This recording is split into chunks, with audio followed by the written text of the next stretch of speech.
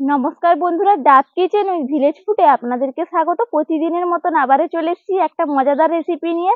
হাতেই দেখতে পাচ্ছেন আজকে ময়দা দিয়ে একটা মজাদার রেসিপি করব, সম্পূর্ণ নিরামিষ।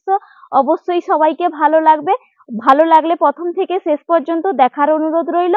চ্যানেলটা সাবস্ক্রাইব করার জন্য আপনাদের কাছে বিশেষভাবে অনুরোধ রইল। আর অবশ্যই লাইক করবেন, শেয়ার করবেন, কমেন্ট করবেন, আপনাদের কাছে বিশেষভাবে অনুরোধ রইল। এরপর আমি রান্নার জায়গায় চলে যাব, কি কি নিয়েছি আপনাদেরকে দেখিয়ে দেবো। এরপর রান্নার জায়গায় আমি চলে এসেছি, কি কি নিয়েছি আপনাদেরকে দেখিয়ে দেব। এখানে নিয়েছি ময়দা, নিয়েছি এখানে 500 গ্রাম ময়দা আছে। নিয়েছি মশলার জন্য, নিয়েছি টমেটো কুচি, কাঁচা লঙ্কা মাঝখান দিয়ে কেটে নিয়েছি। নিয়েছি আদা বাটা, নিয়েছি জিরে বাটা, লাগবে লবণ, লাগবে হলুদের গুঁড়ি, লাগবে পোস্ত বাটা, লাগবে কাশ্মীরি লঙ্কার গুঁড়ো, লাগবে গরম মশলার গুঁড়ো, লাগবে ঘি। এরপর আমি ময়দাটা চালিয়ে নেব।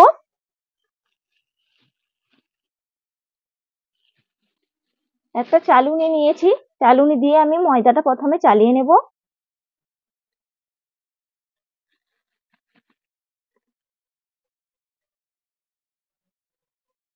ময়দাটা চালিয়ে নিয়েছি। এরপর ময়দার মধ্যে আমি কিন্তু কিছুই মেশাবো না, লবণও মেশাবো না, শুধু জল দিয়ে আমি মাখিয়ে নেব ময়দাটা। একটা ডো করে নেব, যেইভাবে রুটি করা হয় তার থেকে একটু শক্ত করে ডোটা তৈরি করে নেব। অল্প অল্প জল দিয়ে আমি মাখিয়ে নেব।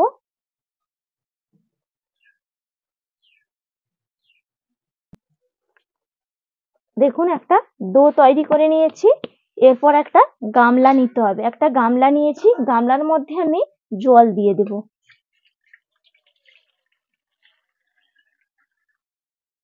গামলার মধ্যে আমি জল দিয়ে দিলাম। এরপর আমি এই যে ময়দার যে ডোটা করে রেখেছি এটা আমি ভিজিয়ে রাখবো। এটা যদি হাতে সময় থাকে তাহলে 1 ঘন্টা ভিজিয়ে রাখবেন। আর যদি সময় কম থাকে, অল্প সময়ের মধ্যে যদি রান্না করতে হয়, তাহলে 10 মিনিট, 10 থেকে 5 মিনিট পর্যন্ত ভিজিয়ে রাখবেন। এরপর আমি একটা ঢাকনা দিয়ে রেখে দিচ্ছি ভিজিয়ে। আমি 10 মিনিট পরে এসে আপনাদেরকে দেখাবো। দেখুন 10 মিনিট বাদে আমি ফিরে এলাম। এরপর আমি ঢাকনাটা খুলে দেখুন ময়দা থেকে একটা সাদা স্তর কিন্তু পড়ে গেছে। দেখুন এরকম ভাবে কিন্তু 2 হাত দিয়ে চটকে চটকে সাদা স্তরটা বের করে দিতে হবে। একটা দুধের মতন দেখুন জলটা কালার চলে এসছে। এইভাবে কিন্তু চটকে চটকে সাদা জলটা বের করে ফেলবো। একটু বেশিক্ষণ ভিজিয়ে রাখলে ভালো, সময় কম এই জন্য 10 মিনিট রাখলাম। আপনারা যদি বাড়িতে করেন আধ ঘন্টা, না হলে 1 ঘন্টা ময়দাটা ভিজিয়ে রাখবেন।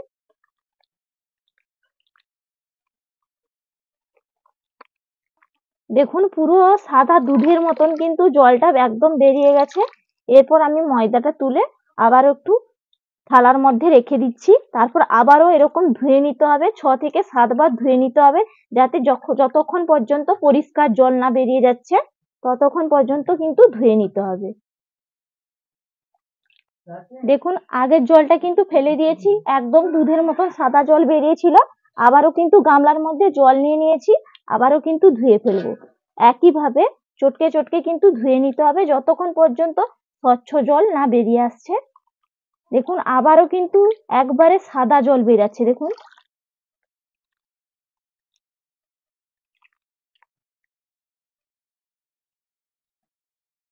দেখুন একটা স্বচ্ছ জল কিন্তু বেরিয়ে গেছে। আমি 7 বার মোট জল দিয়ে ধুয়েছি, একটা সাদা স্তর বেরিয়ে গেছে। আর দেখুন 500 গ্রাম ময়দাতে কতটুকু বেরিয়েছে, আর একদম কিন্তু রবাটের মতন হয়ে গেছে। দেখুন এইভাবে কিন্তু হবে, রবাটের মতন কিন্তু করতে হবে। দেখুন কতটা সুন্দর হয়েছে। আর এইভাবে স্বচ্ছ জল কিন্তু বের করে নিতে হবে। এরপর আমি ছোট ছোট করে লেচিগুলো কেটে নেব।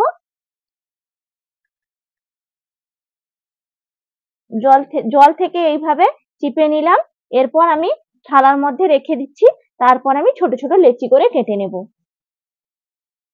দেখুন এরপর ছোট ছোট করে কিন্তু আমি লেচি কেটে নেব। এইভাবে কোনো গোল করারও দরকার নেই আর সমান করারও দরকার নেই, এরকম ভাবে ছোট ছোট করে কিন্তু কেটে নেব। তারপর তেলের মধ্যে আমি ভেজে নেব।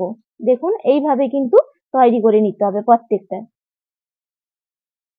দেখুন লেচিগুলো কিন্তু এইভাবে কেটে নিয়েছি একটু ছোট ছোট করে। আর প্রত্যেকটা কিন্তু ফাঁকা ফাঁকা করে রেখেছি, যাতে একটার সঙ্গে একটা চিটে না যায়। আর ওইদিকে আমি তেলটা গরম করতে বসিয়ে দিয়েছি। তেলটা গরম হয়ে গেলে এই লেচিগুলো আমি ছেঁকে নেব।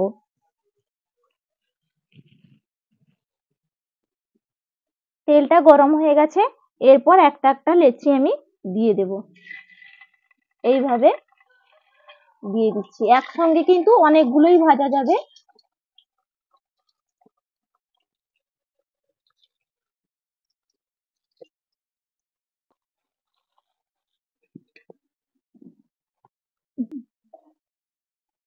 দেখুন কতটা সুন্দর হয়েছে, ফুলে কত বড় বড় হয়ে গেছে। লেচিগুলো কত ছোট দিয়েছিলাম আর ফুলেছে দেখুন, পুরো সোয়াবিনের মতন লাগছে কিন্তু দেখতে, একদম অসাধারণ লাগছে। আর ভাজাটাও হয়ে গেছে, এরপর আমি তুলে নিচ্ছি।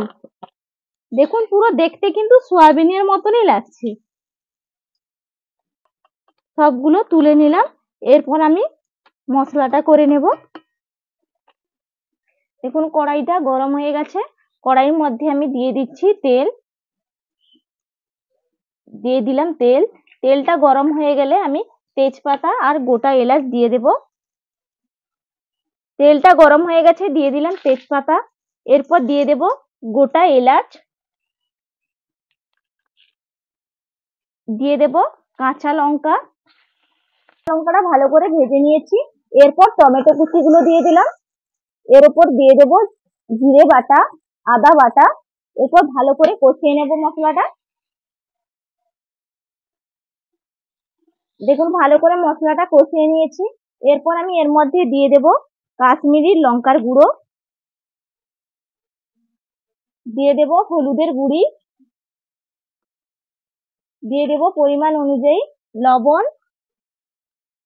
এরপর ভালো করে আবারও একবার কষিয়ে নেব।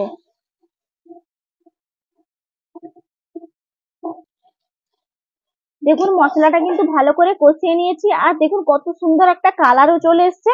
এরপর আমি আলু নিয়েছি, আমি দুটো আলু হাতে ভালো করে ম্যাশ করে রেখেছি, এই আলুগুলো আমি মশলার মধ্যে দিয়ে দিচ্ছি। দুটো সিদ্ধ আলু আমি ম্যাশ করে নিয়েছি হাতে। এরপর মশলার সঙ্গে ভালো করে দেখুন ভালো করে আলুর সঙ্গে মিশিয়ে নিয়েছি, আর কতটা দেখতে কিন্তু দারুণ লাগছে দেখুন। এরপর দিয়ে দেব এই যে ময়দার লেচিগুলো ভেজে রেখেছি, এগুলো আমি দিয়ে দিলাম। এরপর ভালো করে আবারও আমি কষাতে থাকবো।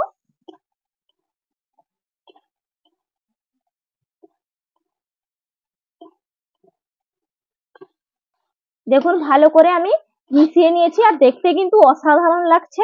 এরপর আমি এর মধ্যে দিয়ে দেব পোস্ত বাটা, আমি যে পোস্ত বেটে রেখেছিলাম শিলনোড়ায়, পোস্ত বাটাটা আমি দিয়ে দিলাম। দেখুন এর উপরে পোস্ত বাটাটা দিলাম, একটা ভালো ফ্লেভার আসবে আর খেতেও কিন্তু দারুণ লাগবে। এরপর আমি ভালো করে কষিয়ে নিচ্ছি। এরপর ভালো করে আমি পোস্তটা মিশিয়ে নিয়েছি, এরপর আমি পরিমাণ অনুযায়ী একটু দিয়ে দিলাম চিনি। চিনিটা দিলাম, ব্যালেন্স হবে, নিরামিষ রান্না এই জন্য খেতে ভালো লাগবে, এই জন্য একটু চিনি দিলাম। এরপর ভালো করে একটু নাড়িয়ে নিচ্ছি, এইভাবে আমি নাড়িয়ে নিলাম। এরপর আমি জল দিয়ে দেবো, এখানে আমি উষ্ণ একটু গরম জল নিয়েছি, উষ্ণ গরম জল দিলে কিন্তু খেতে ভালো লাগে, এই জন্য উষ্ণ গরম জল আমি দিয়ে দিলাম। পরিমাণ অনুযায়ী উষ্ণ গরম জলটা দিয়ে দেবেন। তারপর আমি এইভাবে নাড়িয়ে নিয়েছি, এরপর একটু মাখো মাখো হয়ে গেলে ঘি আর গরম মশলা দিয়ে আমি নামিয়ে নেব। দেখুন রান্নাটা কিন্তু একদম রেডি হয়ে গেছে, আর দেখতে কিন্তু অসম্ভব সুন্দর হয়েছে। দেখুন এইভাবে কিন্তু একটু মাখো মাখো করে নিয়েছি, এরপর আমি নামিয়ে নিচ্ছি। দেখুন দেখতে কিন্তু দারুণ হয়েছে, খেতেও কিন্তু দারুণ লাগে।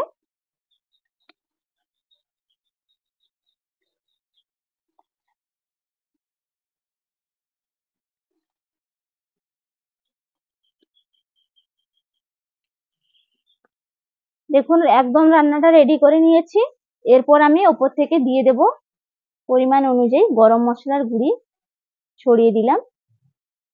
এরপর দিয়ে দেব ঘি, আপনারা যে কোনো ঘি দিতে পারেন, দিলে খেতে ভালো লাগে, দারুণ একটা ফ্লেভার আসে। এরপর দিয়ে দিলাম ঘি, এতে দেখাবো যে কেমন হয়েছে। কালারও চলে এসছে আর দারুণও দেখতে লাগছে। ভাত নিয়ে বসে পড়েছি, এরপর খেয়ে দেখবো যে কেমন হয়েছে। গন্ধটা কিন্তু দারুণ উঠছে।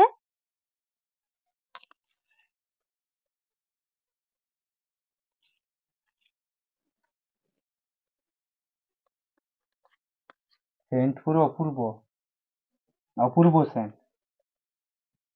আর সঙ্গে পাকা আম।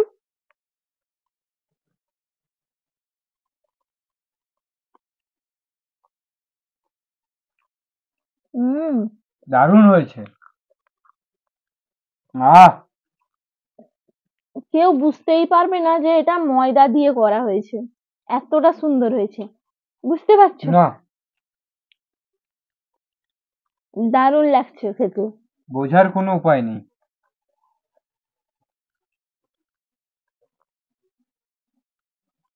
পুরো ভিডিওটা প্রথম থেকে না দেখলে বুঝতেই পারবেন না কি হয়েছে। অসম্ভব সুন্দর একটা রান্না হয়েছে। আপনারা অবশ্যই প্রথম থেকে শেষ পর্যন্ত দেখবেন। আপনারা সুস্থ থাকুন, ভালো থাকুন, টাটা।